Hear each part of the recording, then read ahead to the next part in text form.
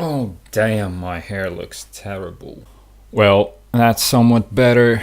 Okay, today I want to tell you top 3 games that you can play if your PC isn't very good or is just shit. I named it top 3 not because these games are worse or better than one another. I just needed a label, and the only rating there is that we'll start with the oldest one and we'll go to the newest one. If you have a weak PC, these games will probably run on your PC. No problem. Number 3, Dark Messiah of Might and Magic. It's pretty simple. There's some greater evil and there's some greater good, and you're obviously the good guy who has to save the world. And that's quite simple. Many stories like that, but the thing about this game that is very cool, that despite that it's very old, it feels and plays kinda new because of its beautifully made combat system. You can be a magician, you can be a stealthy guy, you can be a swordsman, and I encourage you to be a swordsman because it's very much fun. You can interact with so many objects on the map and throw them at your enemies and just find many ways to defeating them. It just doesn't get old. And also there are some pretty nice looking ladies that you might find to your liking. Number 2. One thing I forgot to mention is that for some reason this game thinks that you need French language in your system, so it just installs French language to your keyboard and you might get really confused. And also if you have a newer system, you will need to do some things for it to run properly and not crash on your system, but it doesn't take much time. You just can download a couple of things. I will leave some guides in the comments. If you have any problems, be sure to come back and see those guides in the description.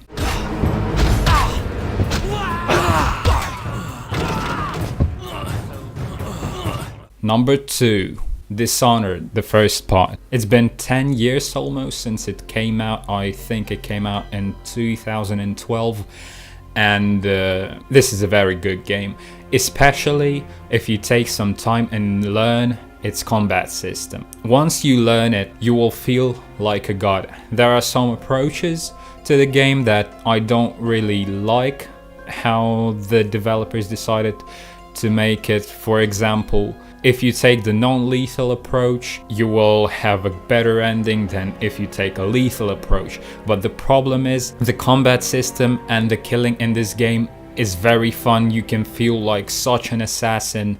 There are many abilities in your arsenal, and yet for some reason they decided if you don't use them all, then you will have a better ending. But I encourage you once again to just learn the system. You can watch the Stealth Gamer. He does some nice moves in this game, and I was inspired once by him, and once I started playing the game like he does, it just changed everything. I can play this game forever. So I highly encourage you checking this game out. It's pretty old by now, and it will run on any system. I used to run it on my old HP Pavilion back in 2012, and it ran very nicely. So if you have a PC that is about $200, it will sure run on your PC.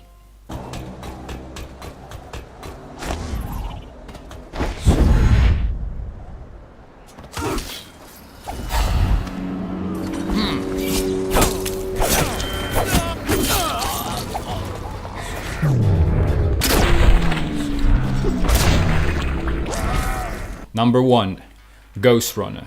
This game came out just last year, right before Cyberpunk 2077, and I encourage you checking this game out instead of Cyberpunk 2077 if you have a better PC. The thing is, this game is also set in the future. It also has a Cyberpunk setting, and in this game, like the previous ones, you are this assassin, futuristic assassin, and it is really cool to play. I think this game is very balanced in the sense that you one-shot everyone and everyone one-shots you. So that makes you be more aware of your surroundings, and you die tens of times on one map.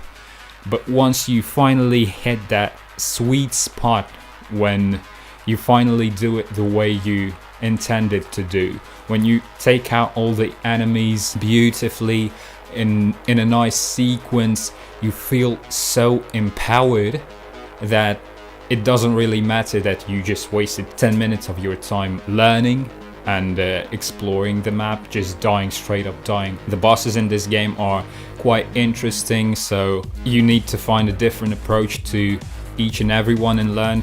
I ended up dying 170 times on one of the bosses before I figured how to defeat him. And 170 times is not much because you respawn right away, so there is no cutscene. You have a checkpoint and you respawn, you die, you respawn, so it's really dynamic. You always keep rushing forward and taking out your enemies, feel like a complete ninja in the future. And despite that it came out just last year in November, it's quite cheap, especially if you can buy it on Epic Games Store. It's really not that demanding. I can play on my 1060 laptop on the ultra settings with 60 FPS, so if you have anything above 550 or 400 series GTX, then I think you'll be okay with this game at any settings. I think you can try it on any laptop as well if you just lower the settings, because it's really not that demanding and will run pretty much everywhere. And if you think what game to play in a Cyberpunk setting instead of Cyberpunk, I encourage you to play it. It's not very long, it takes about 8 hours to complete it, but you will feel like a complete ninja and you will want to revisit this game, so I highly encourage you checking it out. So this is it for today, and tell me if you like this format where I tell you quickly about some games that you can play on your weak low-end PCs or mid-range PCs. If you like it, leave a like, leave a comment. You can suggest your own games in the comments below. I have a couple of ideas. I will try to tell you about some more games. Thank you for watching. Leave a like, subscribe, and have a nice day.